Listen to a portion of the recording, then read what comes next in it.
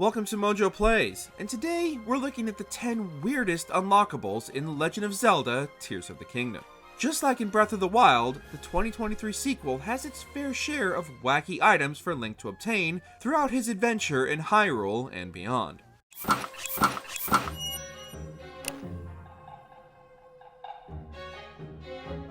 Before we continue, be sure to subscribe to our channel and ring the bell to get notified about our latest videos. Bokoblin Arm.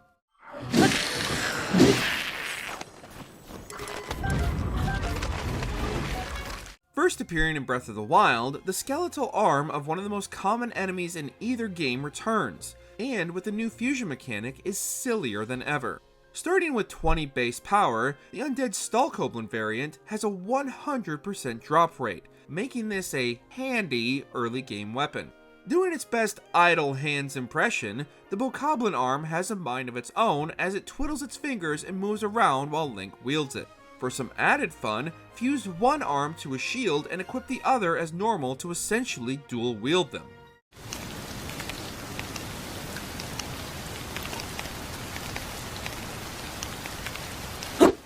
Depth's Armor Set.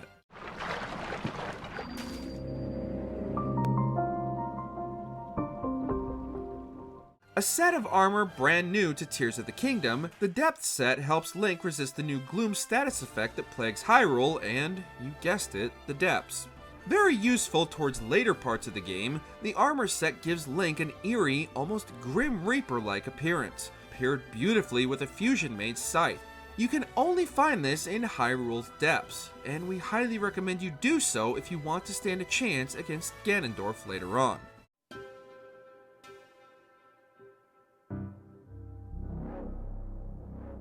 Tingle's Outfit.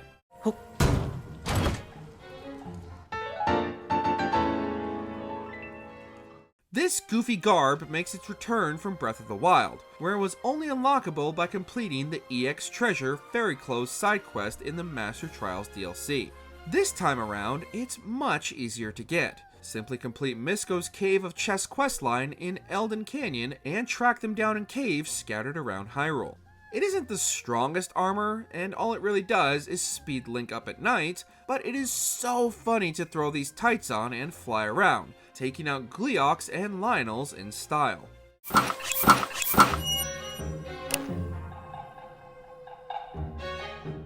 Horriblin Mask.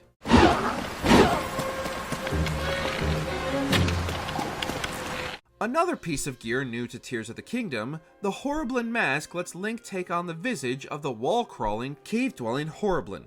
You can trade Bewildered gems for the mask with Colton at the Fang and Bone shop and use it to blend with the enemies in order to sneak past them. Its big giant honker and cunning grin give you a unique, albeit creepy appearance, and is a great tool for those looking to just clear out caves without conflict.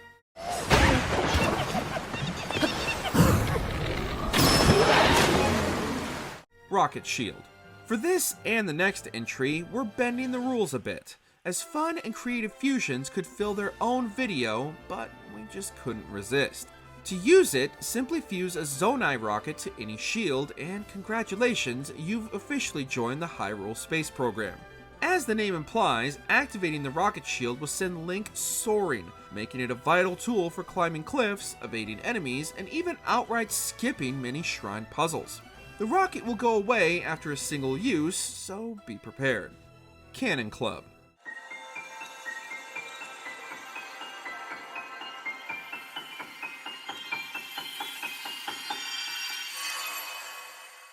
Once again, simply fusing a Zonai cannon to any melee weapon will unlock the Cannon Club, allowing you to deal tons of damage from afar, turning Link into a one-man tank on the battlefield. Not only is this a great tool in combat, by being able to take out groups of weaker enemies in no time flat, but it's also great for exploration. Clearing out bombable walls and caves is extremely useful.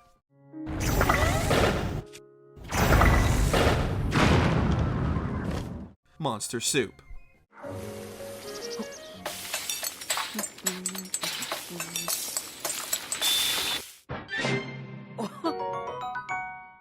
Yeah, monster soup. Gross, we know. But what if we told you this is actually useful? By cooking monster extract, Tabantha wheat, fresh milk, and goat butter in a cooking pot, the results are a dish that heals Link for a random amount of time. Be sure to add some extra ingredients for added effects to make energizing monster soup or spicy monster soup. The possibilities are endless, but likely taste awful.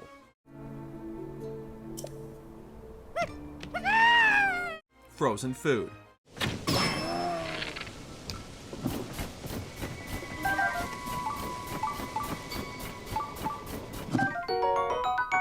FDA compliance aside, the frozen food option in Tears of the Kingdom does actually have its practical applications.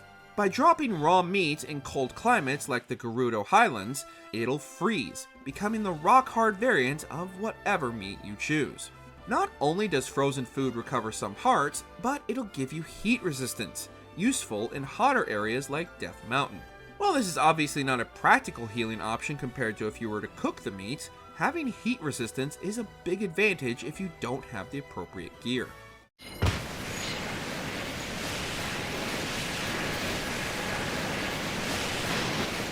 Hestu's gift.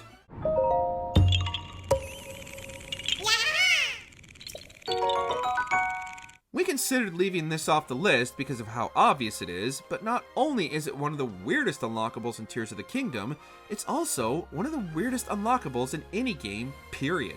The fact that you have to collect all 1,000, yes, 1,000 Korok seeds to unlock this literal golden turd is a slap in the face to completionists. Granted, along the way, you'll eventually unlock extremely useful inventory slot upgrades, but the juice is hardly worth the squeeze. Or in this case, the turd isn't worth the push.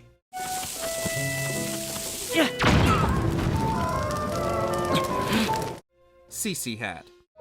No.